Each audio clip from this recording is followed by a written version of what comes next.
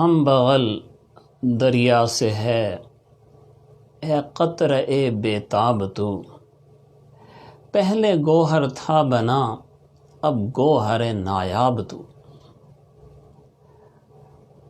حضرت ڈاکٹر عادل خان صاحب کی شہادت پر ان کی متحرک اور فعال شخصیت کو سامنے رکھتے ہوئے اور انجام کار راہ حق میں اپنی جان کا نذرانہ پیش کرتے ہوئے میں اپنے محسوسات کو ان کے بارے میں اقبال کے اس شعر کے بالکل مطابق پا رہا ہوں۔ پہلے گوہر تھا بنا اب گوہر نایاب تو، ہیرا تو وہ شروع سے تھے، ایسا ہیرا 1957 میں آج سے 63 برس پہلے جس سے اللہ نے وجود بخشا، 16 سال کی عمر میں عالم بن گئے۔ تراشا اس ہیرے کو اپنے وقت کے جلیل القدر علماء نے، فقہاء نے، مشائخ نے، جن میں سب سے پہلے تو خود ان کے والد ماجد شیخ الحدیث استاد الاساتذہ عسقلانی دہر حضرت مولانا سلیم اللہ خان صاحب رحمۃ اللہ علیہ سر فہرست ہیں۔ ان کے علاوہ حضرت مولانا مفتی شفیع صاحب مفتی اعظم پاکستان،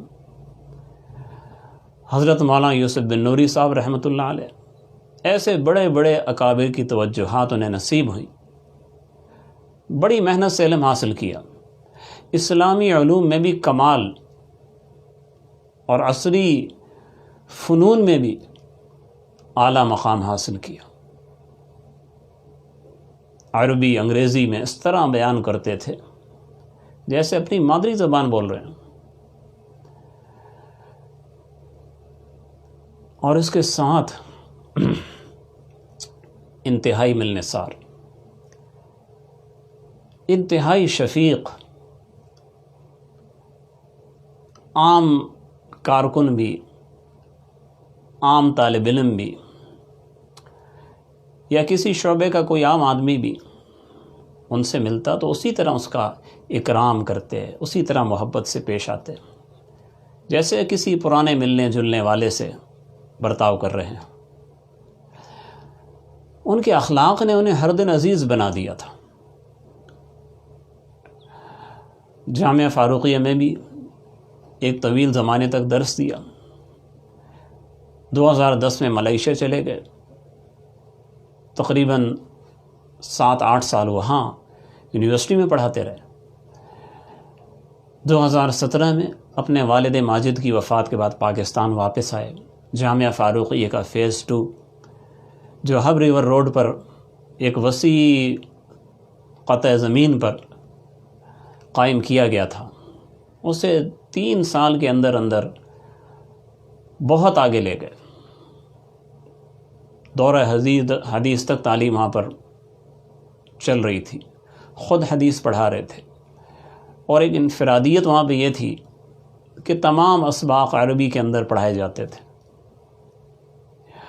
اسی دوران انہیں خیال آیا کہ ہماری نسل نو، ہمارے نوجوان، وہ پاکستان کی قدر و قیمت سے ناواقف ہیں، انہیں معلوم نہیں اس ملک کے لیے کیسی قربانیاں دی گئی، کیسی جد و جہد تھی۔ اس کے لیے وہ کتاب پر اپنی توجہ مرکوز کر کے لگ گئے، اور کچھ ہی عرصے میں 1000 سے بھی اوپر صفحات پر مشتمل ایک شاندار کتاب لکھ دی، جو ابھی کچھ ہی مدت پہلے اگست میں شائع ہوئی، جو ہمارے دوست ہیں مولانا الطاف میمن صاحب، جنہوں نے میری کتاب تاریخ امت مسلمہ شائع کی ہے، یہ کتاب بھی انہوں نے شائع کی۔ پھر محرم کے مہینے میں جو 10 محرم الحرام کو پاکستان کی سڑکوں پر صحابہ کرام کے خلاف ہرزہ سرائی ہوئی، اس چیز نے انہیں بالکل تڑپا دیا۔ ویسے ہر مسلمان اس پر غمزدہ تھا، لیکن انہوں نے اس غم کے طوفان کو ایک تحریک کی شکل دے دی۔ چونکہ اللہ نے ان کو ہر دل عزیز بنایا تھا، اس لیے مختلف مکاتب فکر کو جوڑنے میں انہوں نے بڑا اہم کردار ادا کیا، اور دیکھتے ہی دیکھتے وہ تحریک ملک گیر بن گئی، جس نے طاغوتی طاقتوں کو لرزا کر رکھ دیا۔ اور اس تحریک میں کراچی میں جو بیان ہوا ڈاکٹر عادل خان صاحب کا، یوٹیوب پر موجود ہے، وہ سنیے۔ ملتان میں جو 24 ستمبر کو ان کا بیان ہوا، ذرا وہ ملاحظہ فرمائیے، ان کے جذبات کن بلندیوں پہ تھے اور وہ حالات کو کس رخ سے دیکھ رہے تھے، کس طریقے سے بین الاقوامی میڈیا کے سامنے انہوں نے اہل سنت والجماعت کی، جمہور مسلمین کی ترجمانی کی۔ اور یہ لادینی عناصر، یہ اسلام دشمن عناصر جو پاکستان میں فرقہ واریت کی آگ بڑھا کے پاکستان کو تباہ و برباد کرنا چاہتے ہیں، اسے شام، عراق اور لیبیا بنانا چاہتے ہیں، ان کے عزائم کو بے نقاب کیا۔ اسی جرأت کی بنا پر اسلام دشمن طاقتوں نے انہیں خطرہ سمجھا، ان کے خلاف اٹیک کیا، قاتلانہ حملہ کیا، بزدلانہ قاتلانہ حملہ۔ اور گزشتہ شب رات کے 8 بجے کے قریب وہ دارالعلوم کراچی سے نکلے، شیخ الاسلام حضرت مفتی تقی عثمانی صاحب سے مل کر، اور جامعہ فاروقیہ فیز 2 جہاں جو ان کا علمی مرکز تھا، جہاں ان کی رہائش تھی، جہاں ان کا گھر تھا، وہاں جاتے ہوئے شاہ فیصل کالونی میں کچھ دیر کے لیے انہوں نے گاڑی روکی اور ان کے صاحبزادے وہاں اترے کسی دکان سے کوئی سامان لینے کے لیے، اور اسی موقع پر مسلح دشمن جو ان کی تانک میں معلوم نہیں کہاں سے ان کا تعاقب کر رہا تھا، انتہائی بے دردی سے بھری سڑک پر گولیوں کا نشانہ بنا کر انہیں شہید کر دیا۔ ہمیں دکھ ہے، رنج ہے، ملال ہے،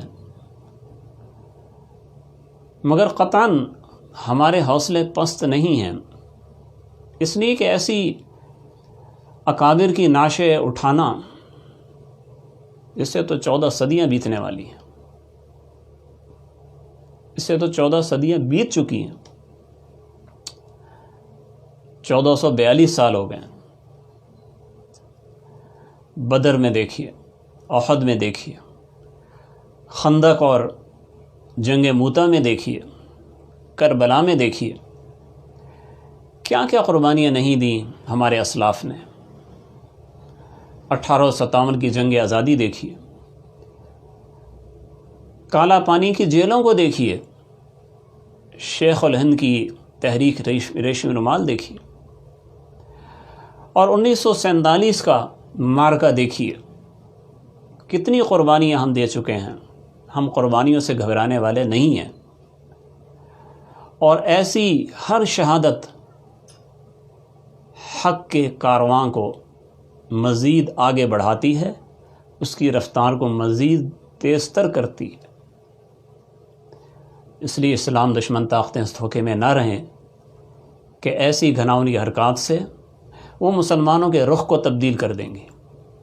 ہاں، حکومت کو چاہیے کہ اس موقع پر ملکی سلامتی کے تقاضے نبھاتے ہوئے ان مجرموں کو گرفتار کرے اور انہیں کیفر کردار تک پہنچائے۔